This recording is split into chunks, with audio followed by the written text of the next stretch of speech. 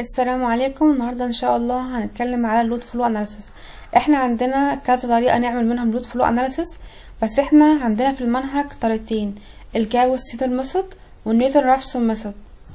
فطريقه الجاوس ان هو بيجيب القيم المجهوله، اما طريقه نيوتن هو بيجيب القيم المعلومه ويقارن ما بينها وبين القيمه اللي ادهاني. طب الفرق ما بين الطريقتين ان طريقه جاوس النمبر اوف iteration فيها بيكون كتير شويه، لكن في نيوتن طريقة نيوتن ما فيهاش كتير نمبر اوف iteration. على الرغم ان طريقة نيوتن ما فيهاش نمبر اوف iteration فيها قليل، الا ان التايم بتاعها بياخد وقت طويل قوي، يعني الiteration الواحدة بياخد وقت طويل قوي. لكن في جاوس التايم الiteration بتاعها بيكون قليل بس خطواتها كتير قوي، يعني بتاخد iteration كتير، بس هي عشان خطواتها قليل فهي بتاخد ميموري لس، يعني بتاخد مساحة صغيرة من الميموري. اما طريقة نيوتن بتاخد طبعا ميموري كبيرة جدا.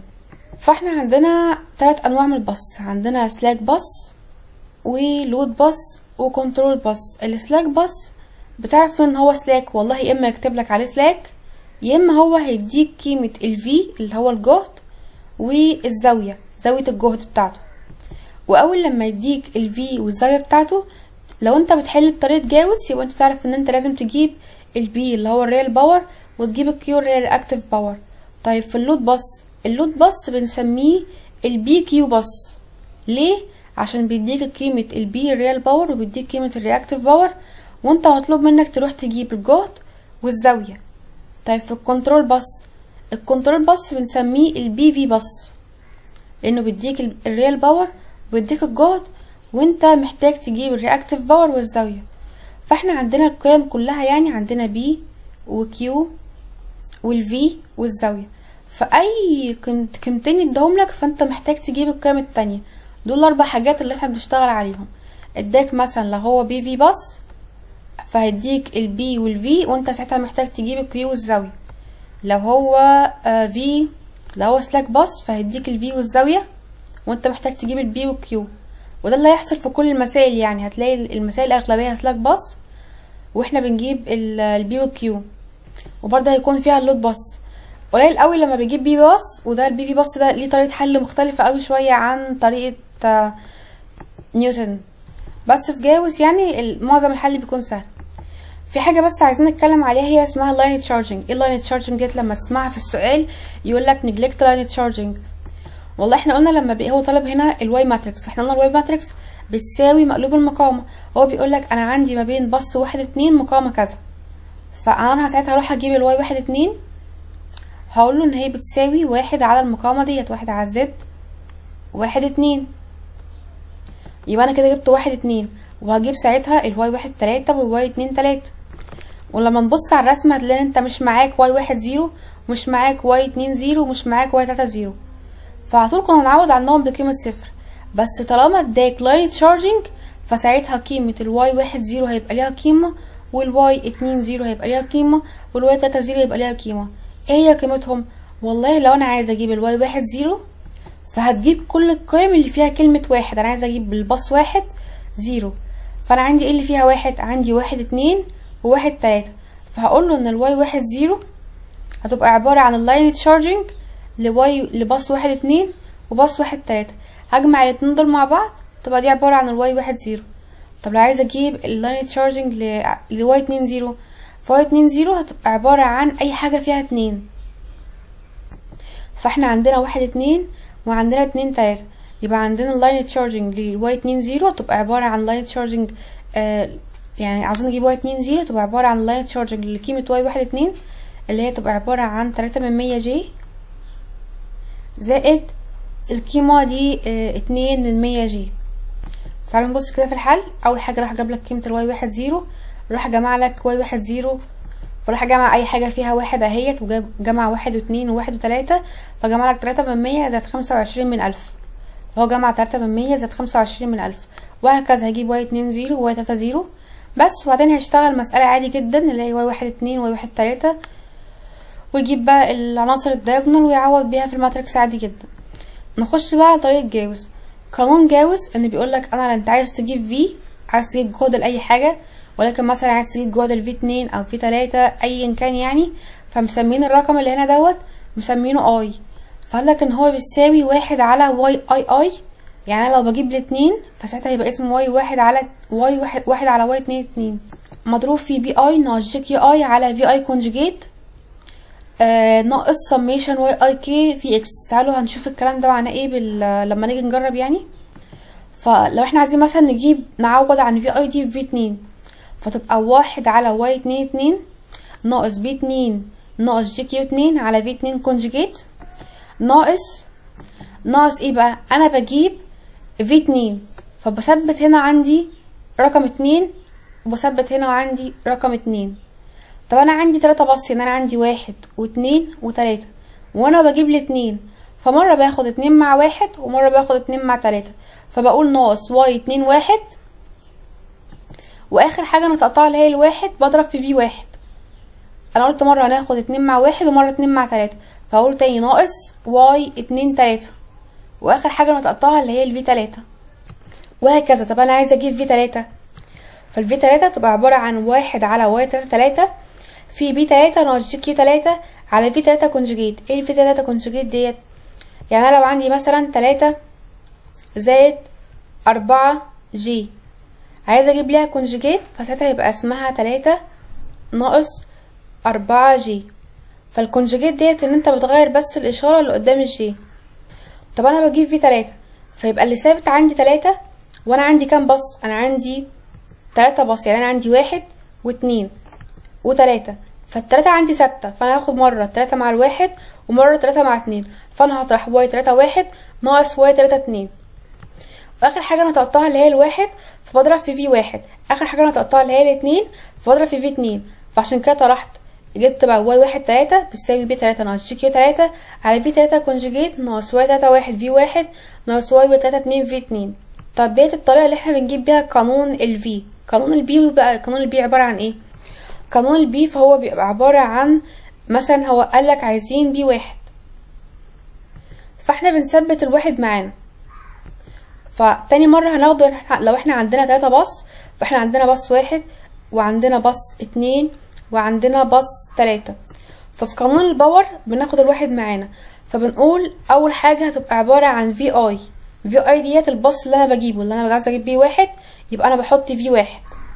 تاني حاجة واضربها في كي. ايه الفي كي دوت؟ اللي هو الباصات التانية، يعني انا اول حاجة مرة هروح اجيبها مع الباص نفسه اللي هو الباص رقم واحد،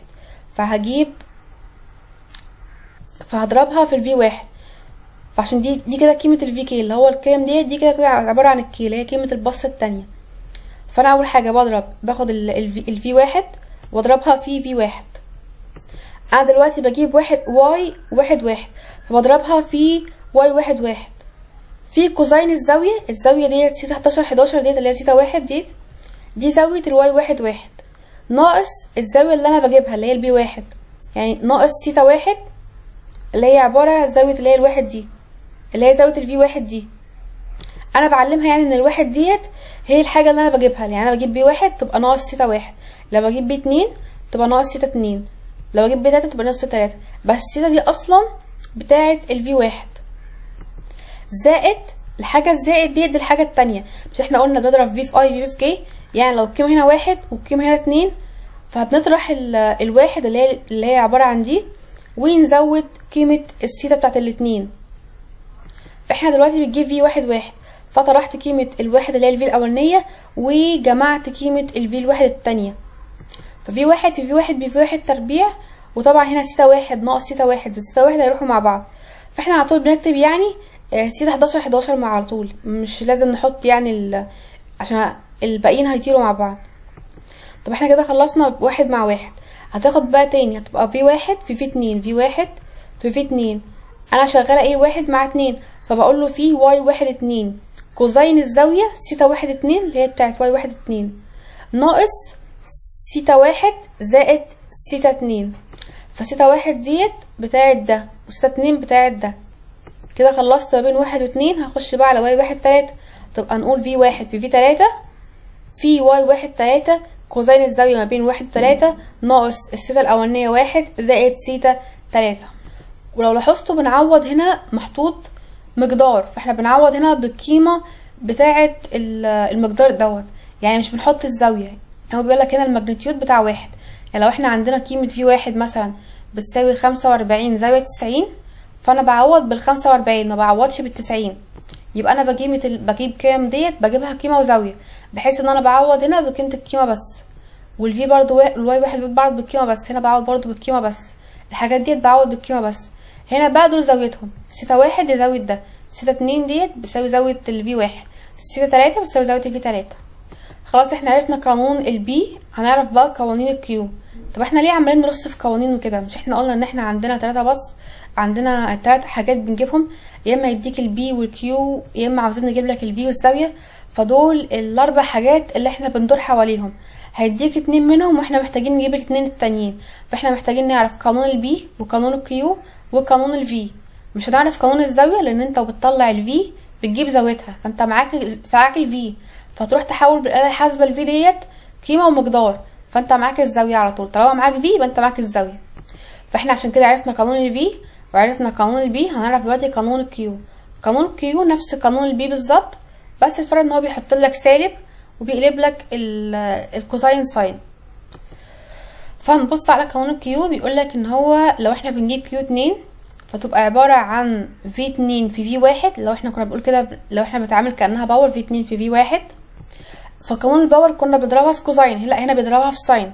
ساين الزاويه ما بين كمان مضروبه هنا في واي 2 1، واي 2 1 بضربها في الزاويه، ساين الزاويه ما بين واي 2 1 ناقص سيتا 2 زائد سيتا 1. نفس قانون الباور بالظبط، بس الفرق ان هو بيحط لك سالب هنا، في سالب عند كل واحده. اما قانون الباور كنا بنجمع عادي، كنا بنجمعهم على بعض. اما قانون الكيو في سالب في القانون، فالبي هو الكيو، بس الفرق بس قانون الكيو في سالب وكمان في ساين. ناقص بقى احنا خدنا هو احنا بنجيب الاتنين، فاتنين ده عندها علاقة مع واحد، عندها مع اتنين، عندها مع 3. فاحنا خدنا 2 مع 1، هناخد بقى 2 مع 2، هنقول سالب، مننساش السالب، في 2 في في 2، وياريت نعوض عنها في 2 تربيع ونشيل الفي 2 دي خالص. ليه بنعوض عنها في 2 تربيع؟ لان قدام يعني في طريقة نيوتن هتشتق الكلام دوت، فهتعوض عن الفي 2 تربيع دي هتخليها 2 في 2، ليها طريقة كده. بعد ما خدنا مع الاتنين واتنين، يبقى احنا هنقول مضروب في واي 2 2 ساين الزاوية ما بين واي 2 2 ناقص سيتا 2 زائد سيتا 2 ناقص، هناخد بقى مع 2 و3 تبقى ناقص في 2 في 3 في واي 2 3 ناقص سيتا 2 3 لا ساين سيتا 2 3 ناقص سيتا 2 زائد سيتا 3. كده احنا جبنا القيم اللي هو المفروض نجيبها في السؤال. لما نيجي نجيب القيم مجهوله يعني، الخطوه الجايه ممكن في السؤال يقول لك روح احسب لي الباور فلو او اللاين فلو، فهو نفس الحاجه يعني. فقانون الباور فلو، فانت ساعتها بتروح تجيب الاس 1 2 والاس 2 1، بتجيب الاس 1 3 وتجيب الاس 3 1، بتجيب الاس 3 3 والاس 3، تجيب الاس 3 2 والاس 3 والاس 2 3. يعني احنا عندنا 3 بس، فبتجيب مرة مثلا هنثبت واحد مثلا في دماغنا، فهنجيب مرة اس 1 مع 2 واس 1 3. يبقى احنا هنجيب الاس 1 2 والاس 1 3، والحاجة اللي انت هتجيبها دي تروح تعكسها، تجيب برضو ايه الاس 2 1 وتجيب هنا الاس 3 1. تعالى بعد كده نثبت رقم الاتنين، فهنجيب اس 2 1، لا احنا جبناها قبل كده. طب اس 2 3، لا دي ما جبناهاش، فنروح نجيب الاس 2 3 ونروح نعكسها نجيب الاس 3 2. هنا عندنا قيمة الاس 1 2 غير الاس 2 1، فدي قيمة مختلفة ودي قيمة مختلفة. بعد كده تعالى نثبت التلاتة. هل جبنا 3 مع 1؟ اه جبنا 3 مع 1 اهي. هل جبنا 3 مع 2؟ 3 مع 2 اه جبنا 2 مع 3 وجبنا 3 مع 2. طب 3 مع 3 لا ما بنجيبش دي، ما بنجيبش ولا اس 2 2 ولا اس 3 3 ولا اس 1 1، بنجيب بس العناصر ديت. طب بنجيبهم ازاي بقى؟ ليهم قانون ان اس 1 2 اول قيمه بتنطقها اللي هي 1 ديت تضرب في في 1، قيمه 1 2 بقى تضرب في اي 1 2 كونجيجيت، فده القانون. يعني اس 1 3 تبقى في 1 في اي 1 3 كونجيجيت، اس 2 3 دي بس غلطه، اس 2 3 تبقى عباره عن في 2 في اي 2 3 كونجيجيت. طيب الفي 1 والفي 2 دي اخر قيمه احنا جبناها، يعني القيم دوت جبناها من القانون اللي هو قانون الفي. طب الاي 1 2 دوت بيتجاب ازاي؟ الاي 1 2 بيساوي واي سمول 1 2. ايه الواي سمول 1 2 ديت؟ دي اللي جبناها من في الاول خالص، لا في الواي ماتريكس، في الواي ادميتانس. مش احنا كان بيدينا مثلا ما بين وص 1 و2 بيديني مثلا مقاومة بنص جي، فكنت بجيب ان ما بين واي 1 2 كنت بقول ان هي بتساوي واحد على المقاومة ديت، يعني تبقى 1 على نص جي، فيطلع لك قيمة واي 1 2. في تضربها بقى في في 1 ناقص في 2، وهكذا. واي 1 3 هتبقى نفسها واي 1 3 برضو في 1 ناقص في 3. طب واي 2 3 تبقى عبارة عن واي 2 3 في 2 ناقص في 3. وهنا طبعا هروح اجيب الكونجيجيت للرقم دوت، فيفضل ان انا اجيبها بقيم ريال ورياكتيف، ريال وايماجينري يعني، وبعديها احط سالب في النص، يعني اغير اشارة اللي في النص دوت، يبقى دي قيمة الكونجيجيت، واعوض عنها واجيب الاس. ممكن بعد ما يطلب لك على طول الفلو، اللاين فلو او الباور فلو، يروح يقول لك احسب لي اللوسس.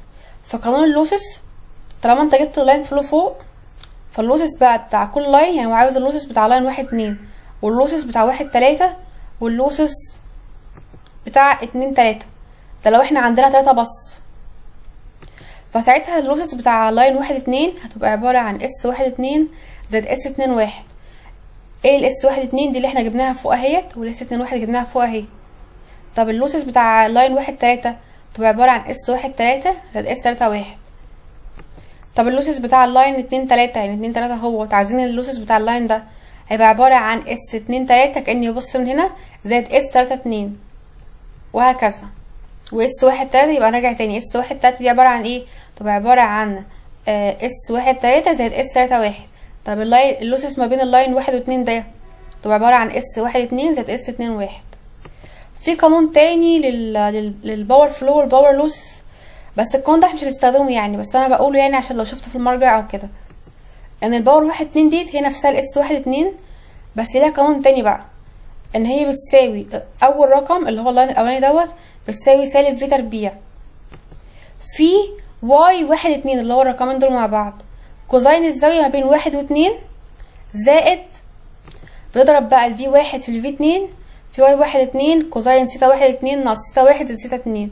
طب لو عايزين نجيب واي بي 1 3 تبقى عبارة عن سالب في 1 تربيع واي 1 3 كوزين سيتا ما بين 1 و3 زائد في 1 في في 3 واي 1 3 كوزين سيتا 1 3 ناقص سيتا 1 زائد سيتا 3، وهكذا مع الباقي.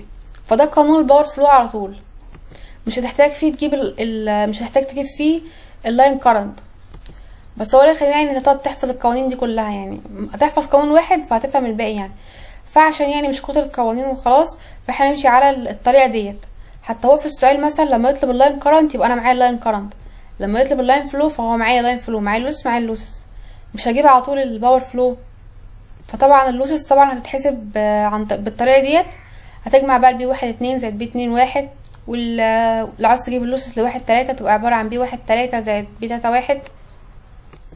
وكمان هنا في اشاره سالب، ف ممكن كمان ننسى السالب دوت، فاحنا مش هنمشي بالطريقه دي. تعالى نشوف اول سؤال. فاول سؤال هنا بيديك باصص، مديك هنا ده باص 1 وده كده باص 2 وده كده باص 3، ومديك مقاومه ما بين 1 و2، فعلى طول هنروح نجيب قيمه واي 1 2، وعندك مقاومه ما بين 1 و3 اللي هي القيمه دي، فهنروح نجيب المقاومه ما بين 1 و3، يبقى هنجيب واي 1 3. طيب عايزين نجيب عندنا مقاومه دي، يبقى نروح نجيب المقاومه واي 3، المقاومه دي متصله بين باص 3 وباص 2، يبقى واي 3 2. بعد ما بجيب الوايات ديت فاحنا بنعوض عن نجيب الواي 1 1 والواي 2 2 والواي 3 3. الواي 1 1 تبقى عباره عن واي 1 0 زي 1 2 زائد واي 1 3. الواي 1 0 ديت اللي هي قيمتها 1 على زد 1 2.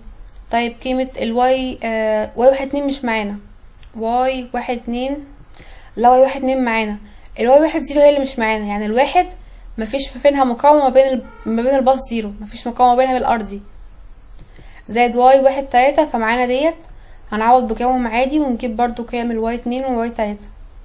بعد كده قلنا بعد ما نجيب القطر الرئيسي دوت فاحنا بنجيب العناصر اللي هي الفاضي اللي هي واي 1 2 وواي 1 3 وواي 2 3.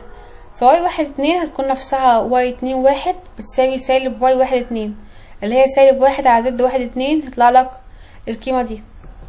هو يستحسن ان احنا بنجيب القيم ما نجيبهاش ما نعوضش قيمة القيمة والزاوية، لان احنا نستخدمهم كتير، والقيم ديت يعني مثلا الزاوية ديت هيكون قدامها قيم تانية، والقيمة ديت هيكون عندها مثلا قيم عشرية تانية، فانت بتقربهم. انت ما تحط مثلا تحط قيمتين فانت كده بتقربها، فالتقريب دوت بيغير قيمة الارقام خالص. فاحنا الاحسن هنجيبها قيمة عدد مركب ونجيبها زاوية معاها. هنا انا عوضت بالقيمة والزاوية في الارقام بتاعتي، يعني تقريبا طلعت غلط بسبب ان انا قربت. فاحنا لما نجيب الواي بيس بتاعتنا هنروح نجيبها عدد مركب عادي، وتحط جنب الواي 1 2 اللي انت بتجيبها في الخطوات ديت تحط جنبها القيمة والزاوية. كل حاجة تحط جنبها القيمة والزاوية عشان لما نيجي نعوض بالقيمة المركبة، ولما نحتاج الزاوية نبص على الزاوية اللي بحاجة اللي احنا جبناها. فطريقة الحل ازاي بقى؟ يعني انا بصيت هنا لقيت بيقول لي عند واحد دوت اسمه سلاك باص. فسلاك باص يعني انا معايا الفي ومعايا الزاوية بتاعتها.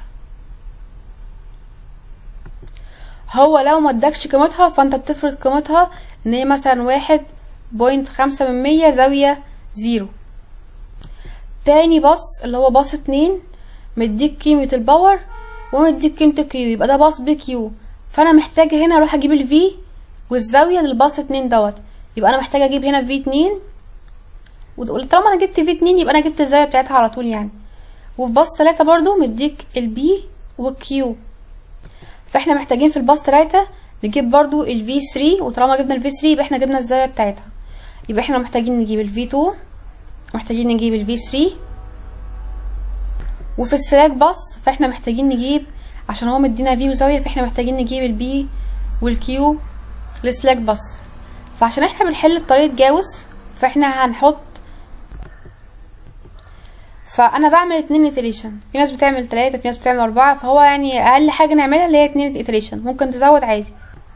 فاحنا عايزين نجيب الفي 2 والفي 3 والبي والكيو. فروحت اول حاجة اجيب الفي 2 لاول iteration. فاول iteration هتبقى عبارة عن بي 2 ناقص جي كيو 2 على في 2 كونجيجيت ناقص واي ادميتنس 2 1 في في 1 ناقص واي 2 ادميتنس 3 في في 3 على واي 2 2. ايه بقى قيمة البي 2 دي؟ والله هو بيكون مديك قيمة البي والكيو دوت. قالك ان البي بتاعتك ب256.6 ميجا وات، والكيو بتاعتك 110.2 ميجا فار، يعني دي كيو. فاحنا ما بنعوضش بقيمة البي ديت ولا بقيمة الكيو دوت، امال بعوض بايه؟ بنعوض بقيمة البير يونت، ما بنعوضش بالميجا وات دي. فهروح اجيب للبي 2 البير يونت بتاعتها. فاحنا عندنا البير يونت بتساوي القيمة على البيز، فهو ما ادكش البيز بكام، فاحنا هنعتبر مثلا ان الاس بيز بتساوي 100 ميجا. فبتجيب الباور ازاي؟ بتقولك اللي داخل ناقص اللي خارج على البيز. فهنا ما عندناش سهم داخل، ما عندناش سهم داخل كده، عندنا سهم خارج بس. فاحنا نعتبر ان داخل 0، ما عندناش سهم داخل، ما عندناش سهم داخل عليه قيمة، فاحنا بنعتبر ان اللي داخل ده 0 ناقص اللي خارج 256 على البيز اللي احنا فرضناه ب100، بس هو يدولك في السؤال يعني. يبقى احنا كده جبنا قيمة البي 2. وهكذا مع الكيو 2، هنقول اللي داخل 0 ناقص 110.2 على ال100، هنجيب قيمة الكيو 2 ونجيب البي 3 والكيو 3 بنفس الفكرة. يبقى احنا هنعوض هنا في البي 2 بقيمة البي 2 اللي احنا جبناها فوق اهي، قيمة البي 2 دي ناقص جي كيو 2 بالقيمة اللي احنا جبناها الفي 2 كونجيجيت. فاول iteration يعني احنا بنجيب اول iteration، فاي حاجة انت مش معاك في الفي 2 مثلا فبتفرض انها قيمتها ب1 زاوية 0. معناش برضو الفي 3، فهنفرض برضو ان الفي 3 بتساوي قيمتها 1 زاوية 0. معانا الفي 1، الفي 1 دايما بنفرضها لو هو ما ادكاش يعني قيمتها بتفرضها ب1 0.05 زاوية 0، يعني 1 برضو مش تفرق كتير، ممكن تفرضها 1 زاوية 0 على طول. فبنعوض هنا معانا البي 2 ومعانا الكيو 2 ومعانا الفي 2 كونجيجيت احنا فرضناها ناقص واي و2 1. واي 2 1 دي اللي جبناها من الواي ماتريكس اللي هي ديت، معانا قيمتها اهي. بنعوض عنها مش بقيمتها بس، بنعوض عنها بالقيمة الريال باور والرياكتيف باور بتاعتها. في في واحد فرضناها بواحد، احنا واحد زاوية زيرو ناقص واي اتنين تلاتة، واي اتنين تلاتة قيمتها اهي اللي هي ديت، هنعوض بالقيمة دي. بس هنعوض عنها، بلاش نعوض عنها بقيمة وزاوية، خلينا نعوض عنها عادي بكومبلكس، عشان التقريبات دي بتبوظ الارقام. هتلاقي ما تضرب وبعدين طرح وقسمة والكلام دوت فبيزود بيلخبط في الارقام خالص. وفي تلاتة احنا فارضين قيمتها وهنقسم على واي اتنين اتنين، واي اتنين اتنين دي جبنا قيمتها اللي هي واي اتنين اتنين اهي، دي اللي جبنا قيمتها اهي. بعدين هنجيب الفي تلاتة، احنا قلنا محتاجين نجيب الفي اتنين والفي تلاتة، ومحتاجين نجيب البي والكيو. فالبي والكيو دوت هنجيبهم في الاخر خالص، في اخر iteration، الا لو هو قالك هاتلي البي والكيو، مثلا قالك solve slack bus بعد 2 iteration، فانت ساعتها مضطر تجيب البي والكيو بعد ما تخلص اول 2 iteration.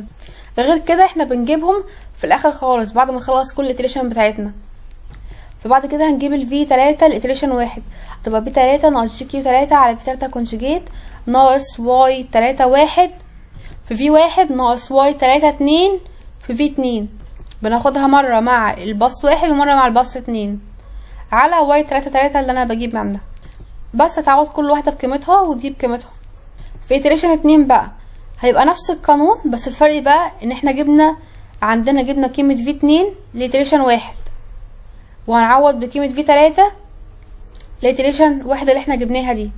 يعني احنا معانا من الiteration الاولى معانا قيمة في اتنين ومعانا قيمة في تلاتة، فهنعوض في الiteration التانية بالقيم الجديدة اللي احنا جبناها. فهتلاقي في كل iteration الرقمين دول بس اللي بتغيروا معاك، اللي هم الاخر دول بتعوض عنهم باخر حاجتين انت جبتهم. فطبعا الفي 2 كونجيجيت هنا هتتغير، مش تبقى واحد زاوية زيرو، لا هتغير اللي هو الرقم الاشارة اللي في النص اللي قدام الجي، فهتعوض عنها بالقيمة هنا.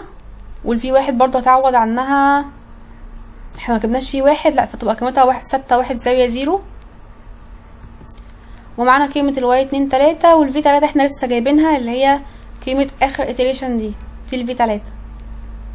بس هيبقى معاك قيمة في اتنين، وما تيجي تجيب في تلاتة برضو هتروح تعوض باخر قيمة انت جبتها لفي تلاتة واخر قيمة انت جبتها في اتنين، هتعوض بالقيم الجديدة. عشان كده بنسميها second iteration، لان احنا بنعوض باخر قيم في الفيرست iteration بنعوض بيها بقيمة السكند iteration، ولو عايزين نجيب الثيرد iteration فبنعوض بالقيم الجديدة للسكند iteration جوه الثيرد iteration. خلاص احنا كده عملنا 2 iteration، فهنجيب قيمة الفي 2 والفي 3. احنا عندنا كده اخر قيمة للفي 2 هي القيمة دي، واخر قيمة للفي 3 هي القيمة دي. فبعد كده قلنا بقى هنسولف السلاك باص، محتاجين نجيب البي والكيو السلاك باص، لان احنا عندنا في السلاك باص معطى البي والزاوية، فاحنا محتاجين بقى نجيب له البي والكيو. فقانون البي هتكون عبارة عن، مش احنا بنجيب سلاك باص قالك ان السلاك باص بتاعتك موجودة على باص واحد، يبقى احنا هنجيب بي واحد وهنجيب كيو واحد. فقانون البي واحد هيبقى عبارة عن في واحد، هنشتغل مرة دي واحد اهوت، هنشتغلها مرة مع واحد ومرة مع اتنين ومرة مع تلاتة.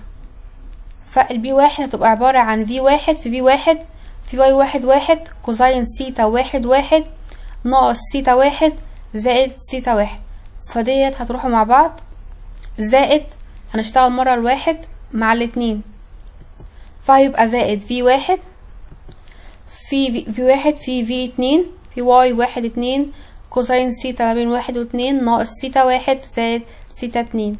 هنشتغل مرة الواحد مع التلاتة، تبقى في واحد في تلاتة في واي واحد تلاتة كوساين سيتا واحد تلاتة ناقص سيتا واحد زائد سيتا تلاتة. كده كتبنا قانون البي واحد. هنعوض بقى فيه باخر قيم احنا جبناها، يعني بالقيم الجديدة.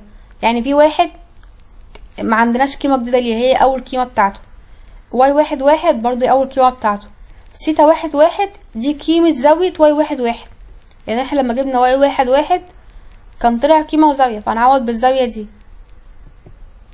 فهتكتب هنا الزاوية بتاعتك زائد سيتا واحد، سيتا واحد دي زاوية في واحد، فاحنا كنا فارضين ان في واحد بتساوي واحد زاوية زيرو، فهنعوض هنا بقيمة الزيرو. فهنا ناقص سيتا واحد زائد سيتا واحد فيروحوا مع بعض، وهنا نفس الكلام هنعوض بسيتا واحد اتنين اللي هي قيمة واي واحد اتنين زاوية واحد اتنين، وديت ناقص سيتا واحد، فنعوض بسيتا واحد اللي هي ناقص زيرو زائد سيتا اتنين. سيتا اتنين دي قيمة زاوية الفي اتنين. في اتنين دي بقى بنعوض عنها باخر قيمة احنا جبناها، يعني نعوض بسيتا اتنين دي، وما نيجي نعوض بفي اتنين فهنعوض بالقيمة دي. فاحنا في البي والكيو بنعوض في اخر قيمة احنا جبناها، وهكذا مع الباقي. هنجيب برضو الكيو، قانون الكيو بس هو نفس قانون الباور، بس بنضرب في سالب في كل حاجة وبنغير الكوزين لساين، ونعوض برضو باخر قيمة احنا جبناها للفي اتنين الفي تلاتة، القيم بتاعتهم والزاوية بتاعتهم بنعوض بالقيم الجديدة. بعد كده في السؤال هو طلب منك اللاين فلو، فعشان تجيب اللاين فلو فاحنا محتاجين نجيب اللاين كارنت. اللاين كارنت فاحنا عندنا 3 بص، ادي 1 و2 و3، فبنثبت مرة 1 مثلا كده، فبنجيب اي مع البسط التانية، بناخدوش مع نفسه، فهنقول واي 1 2 ومرة مع البسط التاني اللي هو يبقى عبارة عن واي 1 3.